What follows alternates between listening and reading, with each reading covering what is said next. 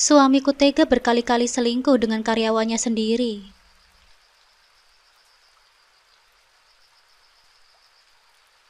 Assalamualaikum sahabat Bunda. Semoga Allah selalu memberikan kesehatan dan kebahagiaan untuk kita semua. Buat sahabat Bunda yang sudah subscribe, semoga rezekinya dilancarkan ya. Amin ya robbal alamin.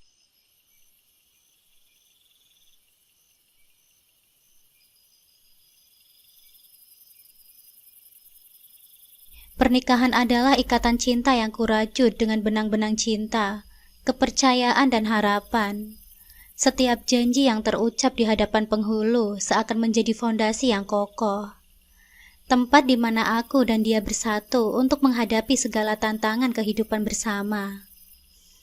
Kami berdua berjanji untuk saling setia, saling menjaga, dan saling mencintai. Dalam suka maupun duka. Namun tak ada yang lebih menyakitkan daripada melihat fondasi itu retak, bukan karena badai di luar, tetapi karena tangan yang seharusnya melindunginya. Di balik senyum manis dan tatapan penuh kasih, tersembunyi cerita yang berbeda. Ketika dia mulai mengingkari janji yang pernah kami buat, retakan kecil mulai muncul. Awalnya hampir tak terlihat, namun perlahan tumbuh melebar, menciptakan jurang yang memisahkan dua hati yang dulu tak terpisahkan. Setiap kebohongan yang dia ucapkan, setiap pengkhianatan yang dia lakukan, seakan menjadi paku yang menancap dalam-dalam, melukai cinta yang pernah begitu tulus di antara kami. Ini adalah kisah nyata tentang aku, seorang wanita yang dihadapkan pada kenyataan pahit, bahwa cinta yang kupikir akan bertahan selamanya ternyata hanyalah ilusi. Aku menemukan diriku terperangkap dalam lingkaran kebohongan dan pengkhianatan yang dilakukan oleh orang yang paling kucintai, suamiku sendiri. Namun takdir memiliki cara yang misterius untuk menyeimbangkan segala sesuatu. Di saat keputusasaan menguasai, karma datang sebagai ilmu yang tak diundang, menuntut pembayaran atas setiap luka yang tercipta. Dalam perjalanan hidup ini, aku belajar bahwa setiap tindakan memiliki konsekuensinya, dan cinta yang ternoda oleh pengkhianatan hanya akan berakhir pada kehancuran. Kisah ini bukan sekedar tentang patah hati dan pengkhianatan, tetapi juga tentang kekuatan, keteguhan hati dan bagaimana pada akhirnya, kebenaran akan selalu menemukan jalannya. Sebut saja namaku Naura. Dari luar, hidupku nampak seperti mimpi yang menjadi kenyataan. Sebuah kisah cinta yang sempurna. Aku menikah dengan suamiku, Mas Anwar, pria yang dulunya kuanggap sebagai pasangan hidup yang ideal. Sosok yang selalu kucari-cari dalam setiap mimpi masa mudaku. Kami dikaruniai seorang putri yang cantik dan cerdas bernama Keisha. Setiap kali aku menatap wajahnya yang polos dan ceria, aku merasakan seluruh dunia ada di genggamanku. Keisha adalah cahaya di dalam rumah tangga kami. Alasan bagiku untuk tersenyum di tengah hiruk-pikuk kehidupan sehari-hari. Mas Anwar bukan hanya suamiku, tetapi juga pahlawanku. Dia adalah sosok pria yang mampu menghadapi masalah dalam segala situasi. Kami saling melengkapi seperti dua keping puzzle yang akhirnya menemukan pasangannya. Suamiku memiliki sebuah bisnis wedding organizer yang cukup sukses di kota kami. Melihatnya bekerja dengan semangat dan dedikasinya, aku selalu merasa bangga. Kesuksesan suamiku adalah hasil dari kerja kerasnya. Dan aku dengan bangga menyebut diriku sebagai istri seorang pria yang begitu luar biasa. Bisnis wedding organizer suamiku berkembang pesat. Dan dalam kurun waktu yang relatif singkat, dia berhasil membangun reputasi yang kuat di kota kami. Kantornya selalu sibuk, dengan permintaan perencanaan pernikahan yang tak pernah berhenti, menghiasi kalender mereka. Suamiku memperkerjakan 10 orang karyawan yang semuanya berdedikasi tinggi, seperti suamiku. Setiap dari mereka memiliki peran penting dalam memastikan setiap acara berjalan dengan sempurna. Dan suamiku selalu memastikan bahwa timnya merasa dihargai. Di antara mereka ada Rara, seorang gadis muda yang baru bergabung sekitar setahun yang lalu. Aku ingat hari pertama Rara masuk bekerja. Dia datang dengan wajah yang penuh antusiasme, membawa harapan dan mimpi besar di balik senyum manisnya. Rara memang menonjol, bukan hanya karena penampilannya yang menawan, tetapi juga karena kepribadian hangatnya yang segera membuatnya disukai oleh semua orang di kantor. Keceriaannya membuat suasana kerja menjadi lebih hidup, dan aku sering mendengar suamiku memujinya, baik dari cara dia bekerja maupun bagaimana dia membawa semangat baru dalam tim. Pada awalnya, aku menganggap Rara hanya sebagai salah satu karyawan yang beruntung bisa bekerja di bawah bimbingan suamiku. Namun seiring berjalannya waktu, perhatian yang diberikan suamiku kepada Rara mulai terasa berbeda. Suamiku mulai sering membicarakan Rara di rumah, menceritakan betapa dia bekerja keras, betapa dia selalu siap sedia untuk mengambil alih tugas-tugas yang sulit, dan bagaimana dia selalu berhasil membuat klien merasa puas. Sebagai seorang istri, aku selalu mendukung suamiku dan timnya. Namun perasaan aneh mulai tumbuh di dalam hatiku. Di dalam hatiku aku berpikir, apa yang sebenarnya terjadi antara suamiku dan Rara. Kegelisahan itu semakin menjadi-jadi ketika suamiku mulai pulang lebih larut dari biasanya. Banyak pekerjaan di kantor, katanya sambil tersenyum menenangkan. Aku ingin mempercayainya, ingin percaya bahwa semuanya baik-baik saja. Bagaimanapun, suamiku selalu menjadi suami yang setia.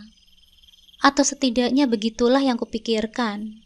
Tapi, perasaan tidak enak itu sulit diabaikan. Suatu hari saat aku sedang membereskan rumah, ponsel suamiku tertinggal di meja ruang tamu berdering. Di layar tertera nama Rara. Hati kecilku mulai bertanya-tanya. Tapi aku mencoba untuk tidak berpikir yang macam-macam. Mungkin ini hanya urusan pekerjaan, gumamku dalam hati sambil meyakinkan diriku. Namun panggilan itu tak hanya sekali. Berulang kali, ponsel suamiku berdering dan nama Rara terus muncul di layarnya. Aku merasa jantungku berdetak lebih cepat, campuran antara rasa penasaran dan ketakutan. Aku mencoba menenangkan diriku dengan berpikir positif. Rara hanyalah seorang karyawan yang bersemangat dan ingin memastikan semuanya berjalan lancar. Mungkin ada hal yang penting yang harus dibicarakan dengan suamiku. Tapi di sisi lain, aku tidak bisa menolak keinginan untuk mencari tahu lebih lanjut. Keingintahuan itu seperti api kecil yang terus-menerus diberi bahan bakar oleh keraguan dan kecurigaan yang perlahan merasuk. Hari-hari berlalu, dan perhatian suamiku terhadap Rara nampak semakin jelas. Dia seringkali membawa namanya dalam percakapan kami. Bahkan di saat-saat yang seharusnya menjadi waktu kami berdua. Pujian demi pujian dilontarkan suamiku untuk Rara. Seakan-akan dia adalah bintang baru yang bersinar terang di dunia suamiku. Dan perlahan, retakan kecil itu mulai muncul di antara hubungan kami. Menciptakan celah yang tak kasat mata namun mulai terasa dalam. Apa yang tadinya manis kini terasa pahit. Aku mulai bertanya-tanya, apakah cinta suamiku padaku masih sekuat dulu? Ataukah Rara, dengan segala daya tariknya, telah menjadi pusat perhatian baru bagi suamiku? Perlahan tapi pasti, aku merasakan ada sesuatu yang berubah.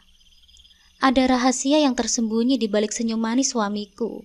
Rahasia yang akan menguji keteguhan hatiku sebagai seorang istri dan ibu. Dan disinilah awal dari perjalanan hidupku yang akan membawaku pada kenyataan yang tak pernah kuduga sebelumnya.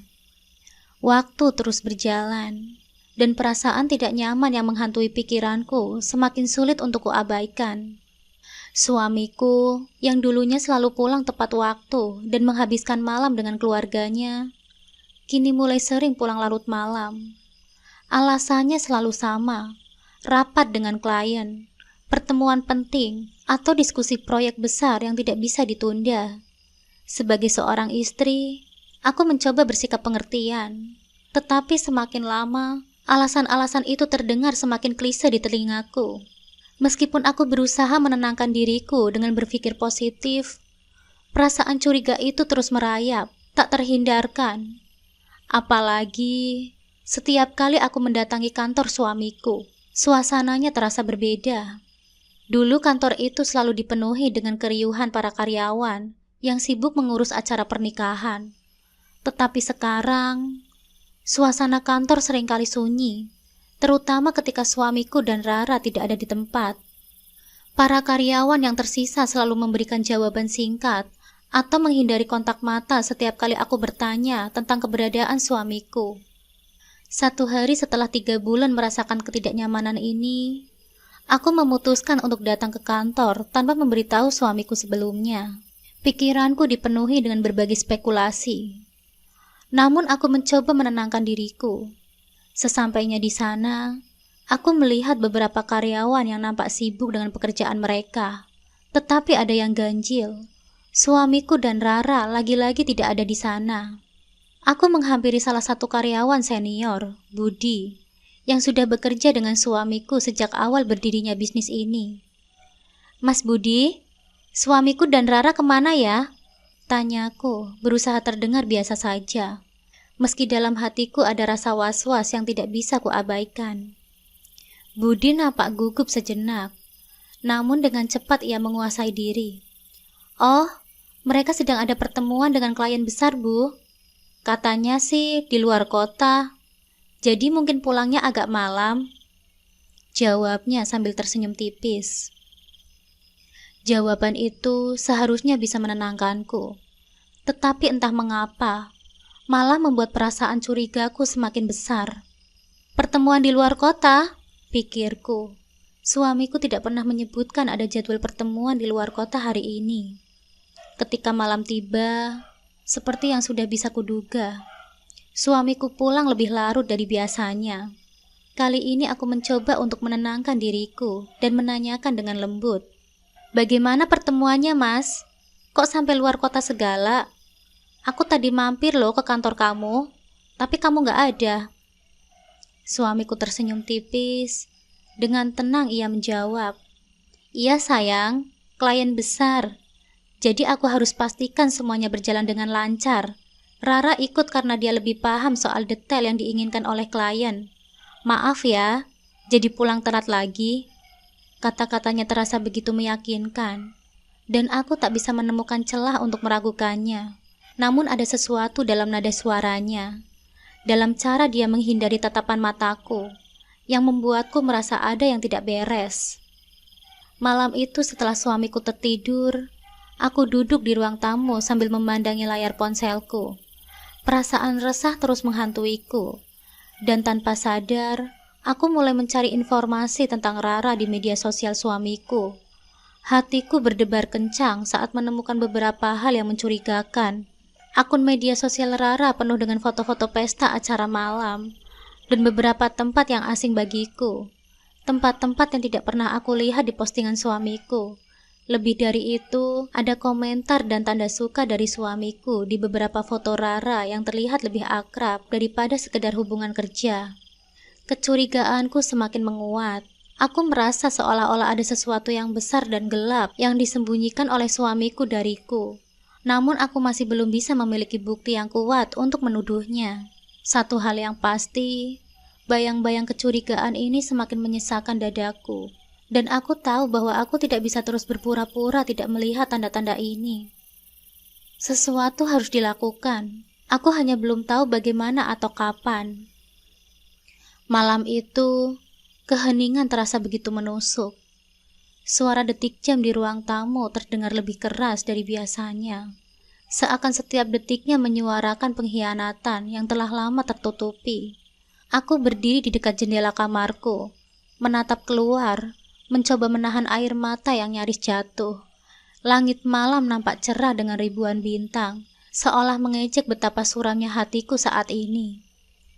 Ketika suamiku keluar dari kamar mandi, aku tahu inilah saatnya.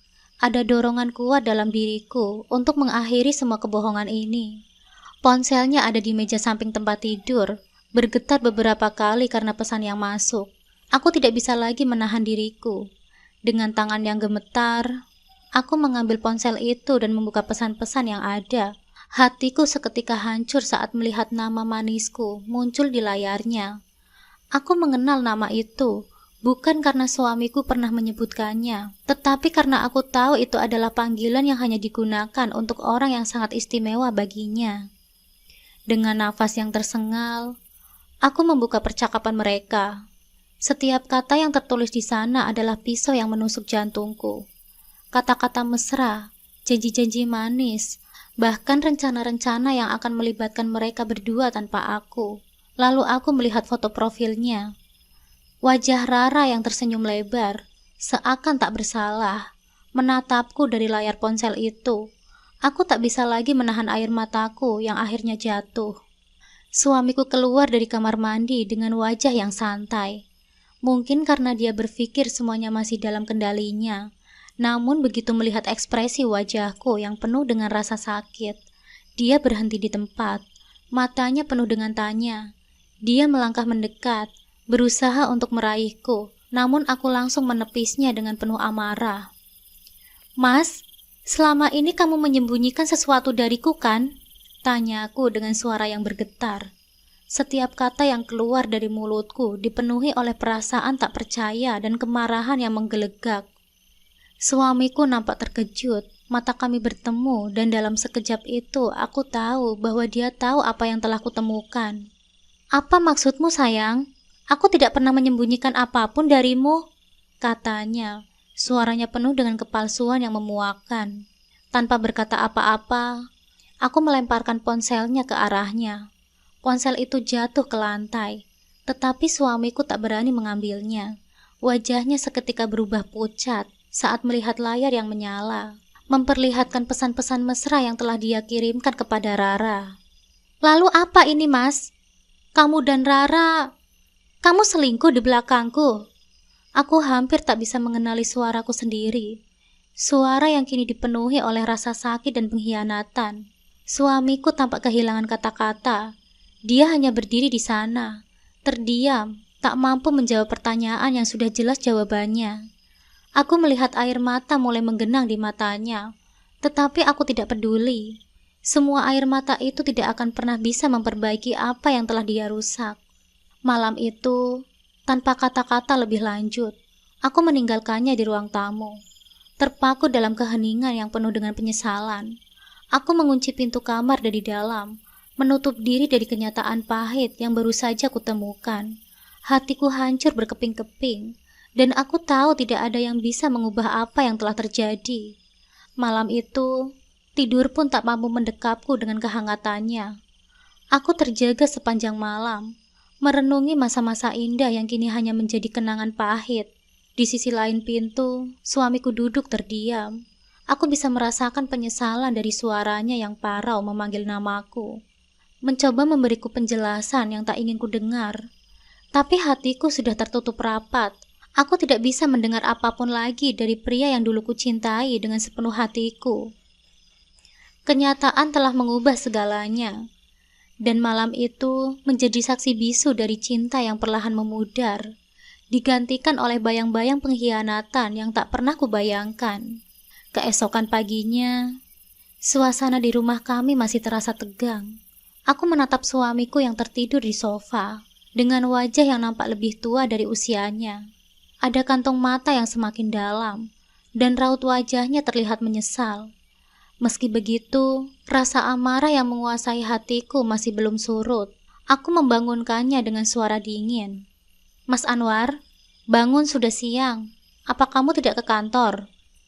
Suamiku terbangun dengan pandangan yang penuh kebingungan. Matanya yang masih setengah tertutup akhirnya terbuka lebar saat ia melihat ekspresi wajahku. Tanpa berkata apa-apa, dia segera bangkit dan memelukku erat. Tubuhnya bergetar, dan aku bisa merasakan tangis yang tertahan di dadanya. "Maafkan aku, Naura. Aku tahu aku salah. Aku memang menggoda Rara lewat chat, tapi tidak ada hubungan lebih dari itu. Aku bodoh, aku hilaf. Aku akan memecat Rara, dan aku berjanji, aku tidak akan mengulanginya lagi." Suaranya penuh dengan penyesalan, dan aku bisa merasakan ketulusan dalam setiap kata yang diucapkannya. Ada sesuatu dalam cara suamiku memohon maaf yang membuat hatiku tergoyah. Tangan yang bergetar, nafas yang tersengal, dan mata yang penuh air mata. Semua itu membuat pertahananku runtuh. Aku memeluknya kembali, mencoba menemukan ketenangan dalam pelukan itu. Sejenak, Aku ingin percaya bahwa semuanya akan baik-baik saja, bahwa kami bisa melewati ini semua. Namun meskipun aku memilih untuk memaafkannya, hatiku masih penuh dengan keraguan. Apakah ini benar-benar yang terbaik? Apakah aku bisa kembali mempercayai suamiku? Pertanyaan-pertanyaan ini terus menghantui pikiranku, bahkan setelah suamiku berjanji untuk memperbaiki semuanya. Suamiku menepati janjinya dengan segera. Suamiku menepati janjinya dengan segera. Rara pun dipecat, dan dalam hitungan hari, suamiku mulai berusaha memperbaiki hubungan kami. Dia mulai lebih banyak menghabiskan waktu di rumah, membantuku dengan pekerjaan rumah, dan bahkan merencanakan liburan singkat untuk kami berdua. Ada harapan kecil yang mulai tumbuh di hatiku, bahwa hanya mungkin, kami bisa kembali seperti dulu. Namun kenyataan ternyata tidak seindah harapanku. Setelah Rara dipecat, ada perubahan dalam diri suamiku yang sulit untuk kuabaikan. Dia menjadi lebih tertutup, sering termenung, dan terkadang nampak gelisah tanpa alasan yang jelas. Meskipun dia berusaha keras untuk menunjukkan bahwa dia berkomitmen untuk memperbaiki pernikahan kami, aku bisa merasakan ada sesuatu yang tidak beres. Suatu malam saat kami berdua sedang duduk di teras rumah, menikmati udara malam yang sejuk, aku memberanikan diri untuk berbicara. "Mas, apa kamu benar-benar sudah melepaskan Rara? Aku tidak ingin kita hidup dalam kebohongan lagi. Kalau memang ada sesuatu yang masih mengganjal, aku ingin tahu." Suamiku menghela nafas panjang sebelum menjawabnya. "Sayang, aku sudah berusaha sebaik mungkin untuk menebus kesalahanku. Aku sudah memutuskan semua komunikasi dengan Rara. Tapi jujur, aku merasa hampa. Bukan karena aku merindukan dia, tetapi karena aku tahu aku telah melukai orang yang paling aku cintai, yaitu kamu." Kata-katanya membuat hatiku terasa diperas. Aku melihat kesedihan yang dalam di matanya. Namun aku juga melihat ketulusan yang sama seperti yang pernah ada saat kami pertama kali jatuh cinta. Namun rasa percaya yang dulu begitu kuat kini terasa rapuh, seakan-akan bisa hancur kapan saja. Malam itu meski aku kembali ke kamar dan dia di sofa, ada perasaan bahwa kami baru saja memulai perjalanan panjang untuk memperbaiki segalanya. Namun tanpa kami sadari, badai yang lebih besar sedang mengintai di kejauhan, siap menguncang fondasi yang telah kami bangun kembali dengan susah payah. Di hari-hari berikutnya, aku melihat suamiku semakin sering termenung, seolah-olah ada beban berat yang dia bawa. Meskipun dia mencoba menyembunyikannya, dia terus berusaha mendekatkan diri padaku, menunjukkan perhatiannya, tetapi ada sesuatu yang hilang. Keheningan di antara kami mulai terasa lebih sering, dan aku tahu bahwa ini bukan hanya karena rasa bersalah yang dia rasakan. Aku mulai merasa ada rahasia lain yang belum dia ungkapkan.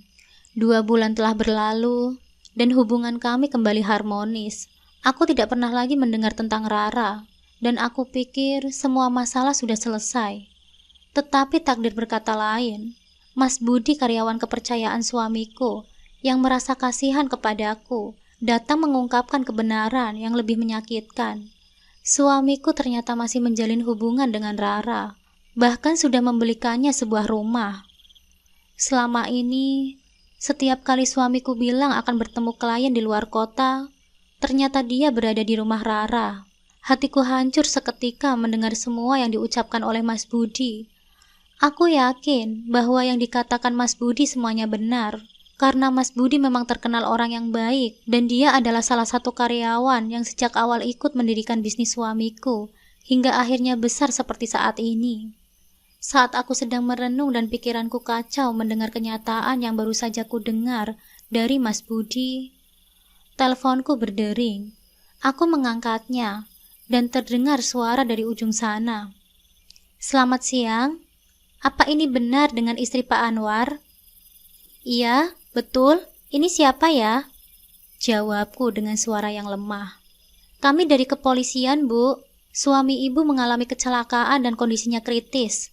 Saat ini beliau ada di rumah sakit, Bu." Aku semakin syok mendengar informasi itu. Aku terduduk lemas dan Mas Budi ada di situ pun ikut kaget melihat aku. Aku menceritakan ke Mas Budi apa yang telah terjadi pada suamiku. Aku dan Mas Budi bergegas ke rumah sakit dengan perasaan campur aduk. Di sana, aku mendapati suamiku dalam kondisi kritis. Dia kehilangan banyak darah, dan kakinya harus diamputasi. Dan yang paling menyakitkan, wanita yang bersamanya saat kecelakaan adalah Rara yang juga sedang dirawat di ruang gawat darurat. Aku begitu syok melihat kenyataan yang bertubi-tubi menimpaku. Aku berpikir apa karma datang pada suamiku tanpa diduga. Suamiku, yang dulu penuh percaya diri mengkhianatiku, kini terbaring tak berdaya.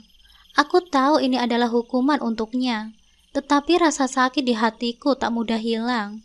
Setelah semua yang telah terjadi, aku memutuskan untuk menceraikannya.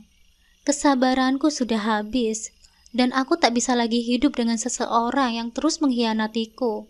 Aku mengambil alih bisnis suamiku, dan dengan kerja kerasku, bisnis itu justru semakin berkembang di tanganku. Aku mendengar kabar bahwa suamiku kini hidup dalam kesulitan.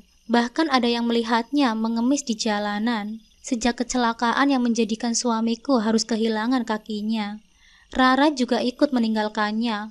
Namun aku tak peduli lagi. Bagiku, yang terpenting sekarang adalah Keisha, anakku yang menjadi alasan untuk terus maju. Kisahku ini mungkin bisa menjadi pelajaran bahwa cinta dan kepercayaan adalah fondasi dalam pernikahan. Ketika salah satunya dirusak, maka yang tersisa hanyalah kehancuran. Karma mungkin datang terlambat, tetapi dia pasti akan datang. Semoga cerita ini menjadi pelajaran bagi semua orang, bahwa pengkhianatan hanya akan membawa penyesalan di kemudian hari.